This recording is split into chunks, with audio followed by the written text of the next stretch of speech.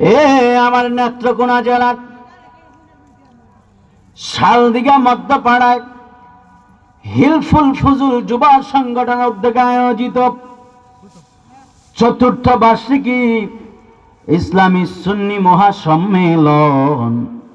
আগত মুরব্বী বাবারা, যুবক ভাইয়েরা, পর্দার আলের মা বোনেরা, আপনারা জবানটা ছেড়ে দিয়ে বলেন, এই মাহফিলে আসতে পেরে বসতে পেরে আমরা খুশি না বেজার?